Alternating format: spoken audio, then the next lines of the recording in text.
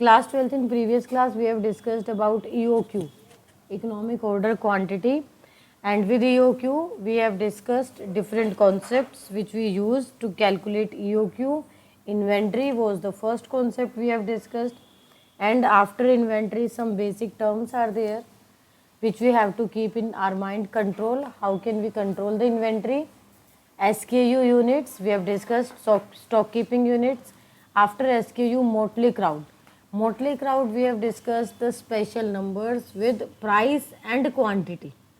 With price and quantity, and now we are discussing next topic, space. Space means the area where we keep all our raw material safe. वो area जहाँ आप अपने raw material को safe रखते हो, that is cold space. Space सभी चीज़ों के लिए ज़रूरी है, लेकिन गुड्स के लिए ज़रूरी है, बल्कि आइटम्स के लिए, लो वैल्यू आइटम्स के लिए.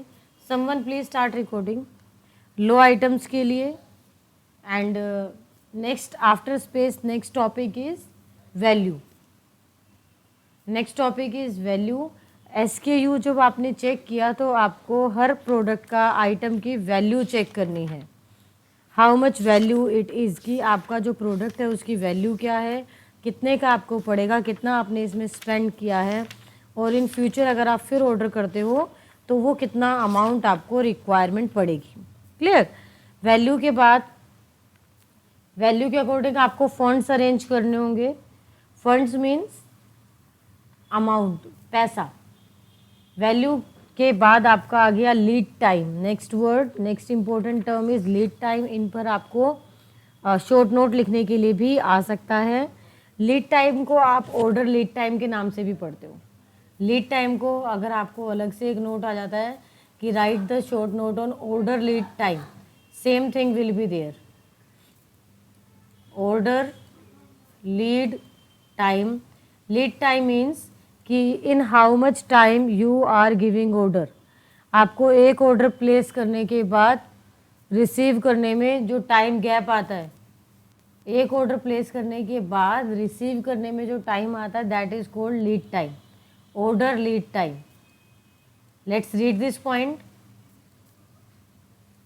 Lead time to manufacture or procure an item depends on many factors. Combined effect of these factors like standard or special raw material, processing time, schedule of machines, distance between source and user point make up the lead time for an item.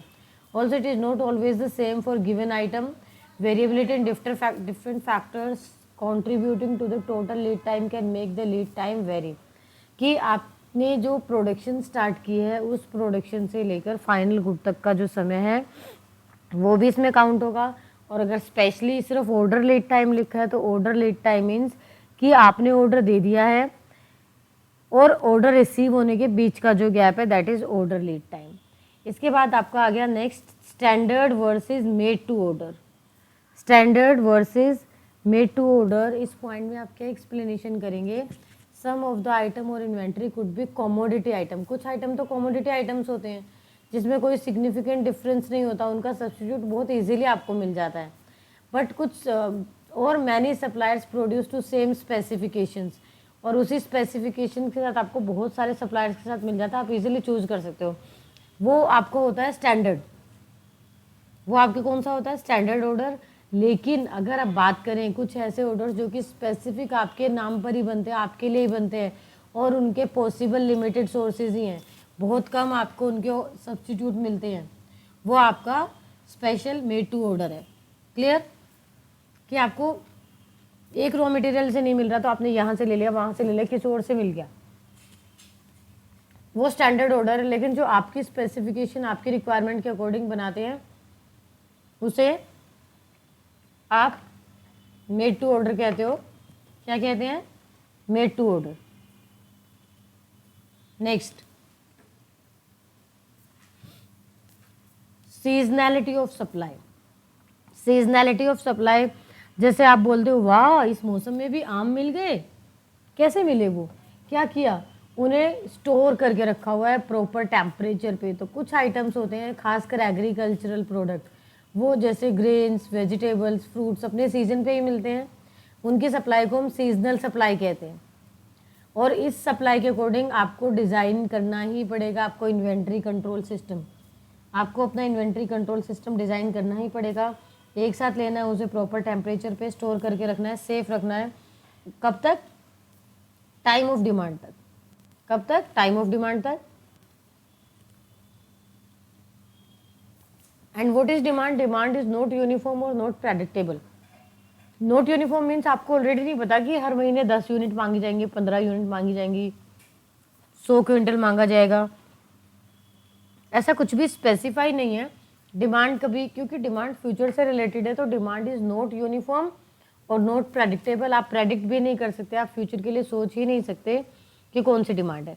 Shelf time, ये एक important topic है जो कि आपसे पूछा जा सकता है at the time of viva, और वाइवा के साथ साथ आपका शॉर्ट नोट के लिए या फिलअप, ट्रू, फॉल्स, 1 मार्कर्स में आपसे पूछा जा सकता है।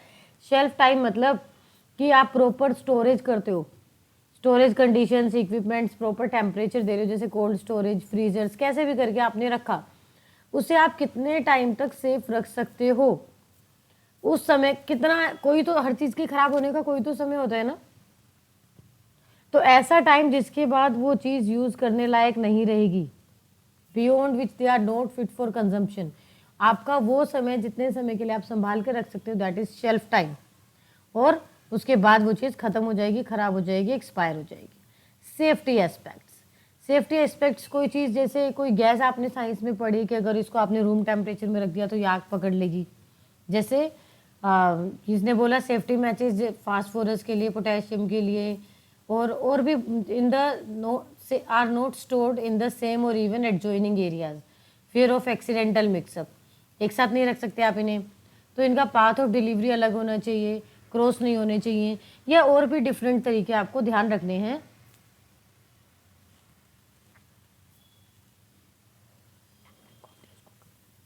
आपको बाकी डिफरेंट तरीके भी याद रखने हैं। इसके बाद है ऑब्सोलेंस। ऑब्सोलेंस मतलब कोई टेक्नोलॉजी वेस्ट हो गई, पुरानी हो गई, आपको नई टेक्नोलॉजी लेनी है, नई मशीनें लेके आनी है, दैट इज ऑब्सोलेंस। कि मशीनें अब आपकी पुरानी हो चुकी हैं, आप न्यू मशीनें लेकर आओगे। They are various characteristics of SKU that have to be kept in mind while designing inventory control system. आपको जो पुरानी टेक्निक है उनको न्यू से रिप्लेस कर देना चाहिए, ताकि आप कम मिनिमम कॉस्ट में ज़्यादा स्टोरेज कर पाओ, लंबे समय तक कर पाओ। ये टॉपिक कंप्लीट। इसके बाद आ गया Pareto's principle ABC control system. Pareto वो पर्सन थे जिन्होंने कि आपको इनका पूरा नाम था विल्फ्रेडो पैरेटो। क्या नाम था? Vilfredo Pareto. पूछा नहीं जाएगा, this is just for your knowledge. VILFREDO, VILFREDO, Vilfredo Pareto. इन्होंने आपको एक प्रिंसिपल दिया, इन्होंने आपको बताया कि जिन चीज़ों से आप घिरे हुए हो, ये आपकी मैक्सिमम 80% वो चीज़ें हैं जिस पे कि आपका सिर्फ 20% इनकम खर्च होता है। अपने आसपास देखो, टेबल, पेन, फर्नीचर, नोटबुक, छोटी छोटी चीज़ें जो आपके आसपास बिखरी हुई हो सकता है, अभी आपने पानी पिया हो, ग्लास रखा हो, तो 80% जो है आपके पास वो चीज़ें हैं जिन पे आपकी इनकम का बहुत कम पार्ट खर्च हुआ है। और उसके बाद आपको बताया कि आपके आसपास जैसे एसी, फ्रिज, कूलर, आपकी महंगी गाड़ी, वो सारी चीज़ें हैं जो कि आपके पास सिर्फ 20% है, बस उस पर आप उस पर 80% इनकम खर्च कर चुके हो। तो इन्होंने इस रूल को 80-20% रूल के अकॉर्डिंग बता दिया, 80-20 रूल बताया, और बोला ये कोई मैजिक नहीं है, ये 80-20 की रिलेशनशिप उन्होंने बताई। ये देखो इनका नाम यहाँ लिखा हुआ है, विल्फ्रेडो पैरेटो, इटालियन इकोनॉमिस्ट थे ये। कौन थे? इटालियन इकोनॉमिस्ट थे, और इन्होंने इटली में लैंड ओनरशिप के लिए डिस्कस किया। फिर उन्होंने लैंड ओनरशिप की जो थ्योरी दी थी, इन्होंने लैंड ओनरशिप से स्टार्ट की थी कि 20% पॉपुलेशन के पास 80% वेल्थ है। मतलब पूरे देश का जितना भी धन है, इटली का जितनी भी प्रॉपर्टी है, पैसा है, सिर्फ 20% लोगों के पास है, और 20% ऐसे लोग हैं जिनके पास 80% प्रॉब्लम्स हैं। और 20% आइटम्स जो हैं आपके आसपास ऐसे हैं जिस पे 80% आपकी इनकम खर्च हो चुकी है। जैसे मैंने अभी बताया, कार, एसी, मम्मा का डायमंड सेट। तो यहाँ उन्होंने एम्प्लॉयमेंट थ्योरी में भी 80-20 का रूल डाल दिया, वेल्थ में भी 80-20 का रूल डाल दिया, और आपके जो कंज्यूमेबल गुड्स है उसमें भी 80-20 का रूल डाल दिया उन्होंने। देखिए, a relatively handful of things will generate the bulk of result or in group will have vital few and vital many। ये लाइंस नहीं चाहिए, आपको बस 80-20 का रूल याद करना है। 80-20 रूल्स के अकॉर्डिंग फिर से बता रहे हैं कि उन्होंने वेल्थ के लिए भी डाला, एम्प्लॉयमेंट के लिए भी डाला और एसेट्स के लिए भी डाला। Examining inventory,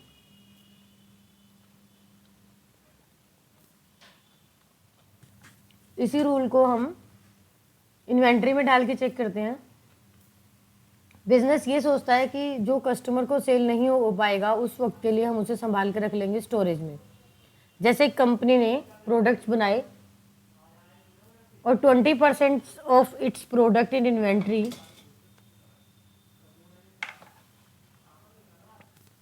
is account for 80% of the total value of inventory.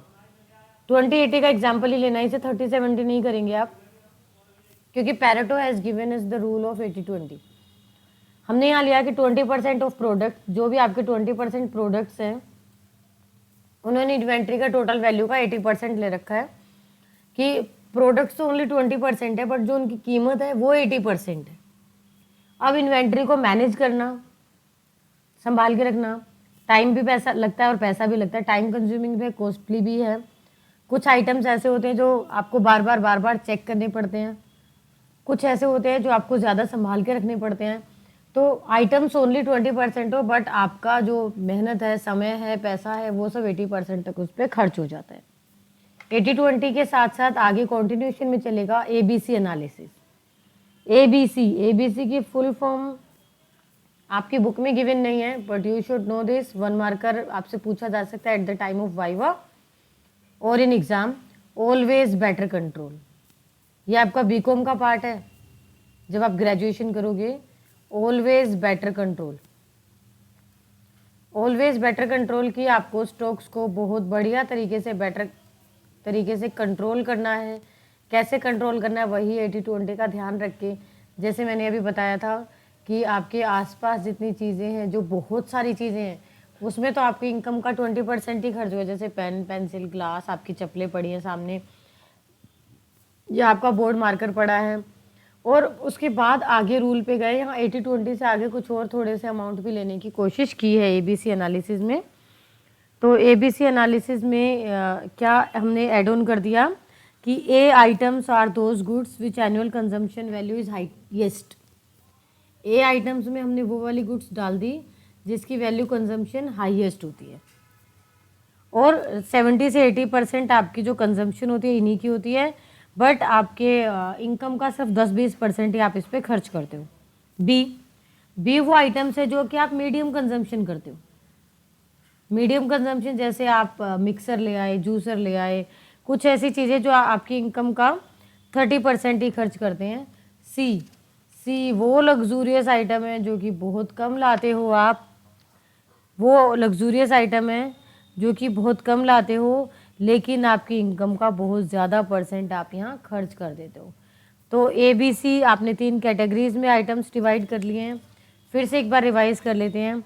ये जो आइटम्स हैं जहाँ पे आपका एनुअल कंजम्पशन हाईएस्ट होता है, यहाँ पे एनुअल कंजम्पशन हाईएस्ट होता है, एनुअल कंजम्पशन आप कितना खर्चा कर रहे हो, और यहाँ पे आपका मीडियम लेवल पर होता है, और यहाँ पर आपका लोएस्ट होता है।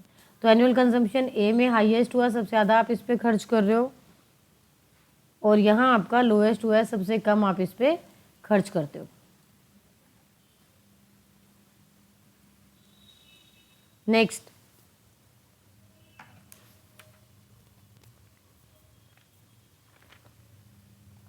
Pareto's principle done. Pareto principle, 80-20 rule, law of vital few and the principle of factor states that for many events roughly 80% of effects come from 20% of cause। आपको एक शॉर्ट लाइन याद रखनी है कि 80% of effect comes from 20% of cause, कि 80% effect जो हम अपनी इकोनॉमी पे देखते हैं या स्टॉक पे देखते हैं या इनकम पे देखते हैं, एम्प्लॉयमेंट पे देखते हैं, तो 80% of cause comes from 20% of effect. ये आपका 20% ऑफ इफेक्ट से आ जाता है, कम्स फ्रॉम 20% ऑफ इफेक्ट। हमेशा कोज एंड इफेक्ट थ्योरी आप पढ़ते हो ना, तो 80% कोज कम्स फ्रॉम 20% इफेक्ट। ये आपका पैरेटोज प्रिंसिपल था, जिसी का आगे फॉरवर्डेड हमने एबीसी प्रिंसिपल पढ़ा। ABC A class goods, B class goods, C class goods. 10 से 20% आइटम ऐसे होते हैं जिस पे आप 70 to 80% इनकम खर्च कर देते हो।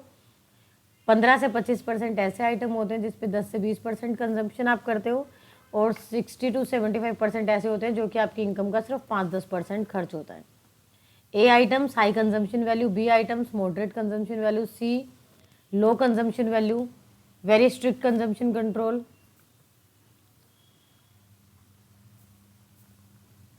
Very low safety stock, phase delivery, weekly control. इस सब की जरूरत नहीं है, बस रीड कर लेना। ऐसी इसी में जहाँ वेरी स्ट्रिक्ट था यहाँ मॉडरेट आ जाएगा और यहाँ कम आ जाएगा। Next EOQ, EOQ numerical for next class.